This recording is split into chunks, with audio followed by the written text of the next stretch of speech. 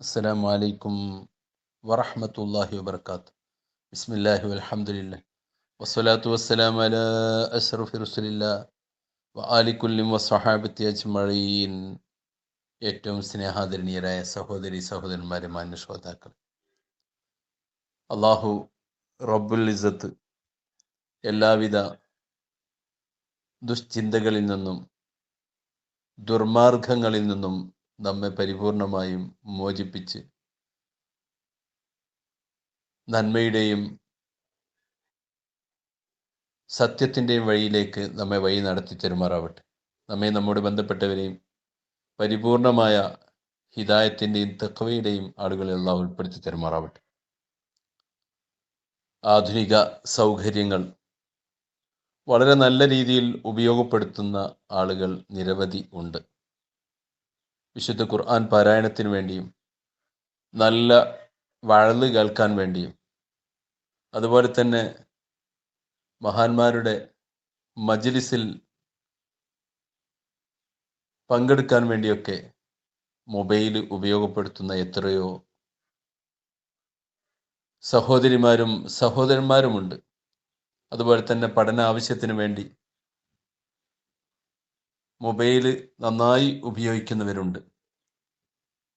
എന്ത് നല്ല കാര്യത്തിനും ഉപയോഗിക്കാൻ പറ്റാവുന്ന, അതിൻ്റെ പ്രത്യേകിച്ച് പഠനങ്ങളും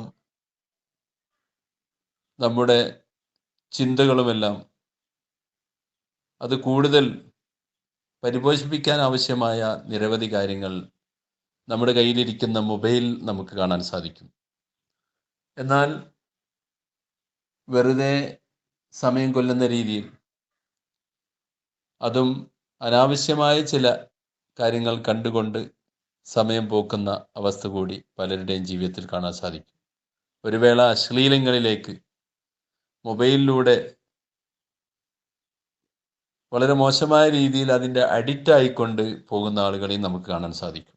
ഇത്തരം ആളുകളെ അതിൽ നിന്ന് മാറ്റിയെടുക്കാൻ, അവർക്ക് തന്നെ ഇതിൽ നിന്ന് മാറണം എന്നുള്ള ആ ഒരവസ്ഥ അവരുടെ മനസ്സിൽ പലപ്പോഴും ഉണ്ടാകും. കാരണം തെറ്റായ കാര്യങ്ങൾ എന്താണെന്ന് ചോദിച്ചാൽ, നമ്മുടെ മനസ്സ് മറ്റൊരാൾ കാണുമ്പോൾ അത് മോശമാണ് എന്ന് നമ്മുടെ മനസ്സ് നമ്മോട് മന്ത്രിക്കുന്നുണ്ടെങ്കിൽ അത് മോശമാണ് എന്ന് ഏതൊരാൾക്കും മനസ്സിലാക്കാൻ സാധിക്കുന്നു.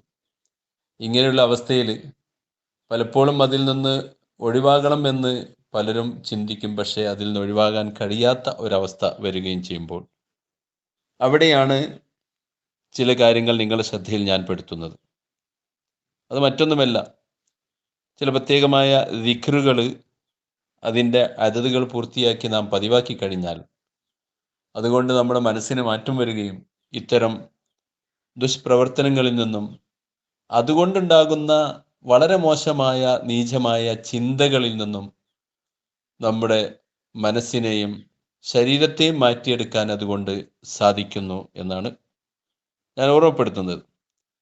എത്രയോ കുട്ടികളെ നമുക്ക് കാണാൻ സാധിക്കും ഇത്രയും അങ്ങനെ ഇതിൻ്റെ അഡിക്റ്റ് ആയിക്കൊണ്ട് വീട്ടിൽ വഴക്കും വക്കാണവും അവർ വഴിവിട്ട പ്രവർത്തനങ്ങളിലേക്ക് അവർ പോവുകയും ചെയ്യുന്ന, അതിൻ്റെ വിശദീകരണത്തിലേക്ക് ഞാൻ കടക്കേണ്ട ആവശ്യമില്ല. ഏതായിരുന്നാലും അതിനെ അവരെ രക്ഷപ്പെടുത്താൻ അൽ അഫുവു അത്വാഹിറു അൽ ഗഫാറു അത്തവ്വാബു അൽ ഹയ്യു അദ്ദായിം എന്ന് 19 പ്രാവശ്യം പേപ്പറിൽ എഴുതി യാ അഫു യാ ത്വാഹിറു യാ ഗഫാർ യാ തവ്വാബ് യാ ഹയ്യു യാ ദായിം എന്ന് 33 പ്രാവശ്യം അതിൽ മന്ത്രിക്കുക. ഒപ്പം അസ്മാഉൽ ഹുസ്ന പൂർണ്ണമായിട്ടും ഒരു പ്രാവശ്യം മന്ത്രിച്ച് അത് ശരീരത്തിൽ ധരിക്കുക. നമുക്ക് സ്വന്തമായിട്ട് ചെയ്യാൻ കഴിയില്ലെങ്കിൽ ആരോടെങ്കിലും വൃത്തിയിൽ നല്ലോണം എഴുതിച്ചാൽ മതി. എന്നിട്ട് അത് ശരീരത്തിൽ നമ്മൾ ധരിക്കുക. ശേഷം സുബിഹി മഗ്രിബ് എന്ന നിസ്കാരങ്ങൾക്ക് ശേഷം ഇതേ ദിക്ർ യാ അഫു യാ ത്വാഹിറു യാ ഗഫാർ യാ തവ്വാബ് യാ ഹയ്യു യാ ദായിം എന്ന് 12 പ്രാവശ്യം ചൊല്ലുകയും അതിനൊപ്പം ഈ 12 കഴിഞ്ഞതിന് ശേഷം അസ്മാഉൽ ഹുസ്ന പൂർണ്ണമായിട്ടും ഒരു പ്രാവശ്യം ചെയ്യുകയും ചെയ്താൽ ഇതിന് മാറ്റം വരുന്നതാണെന്ന് ഓർമ്മപ്പെടുത്തുന്നു. ഇത് 14 ദിവസം ചുരുങ്ങിയത് നാം ചെയ്യുക.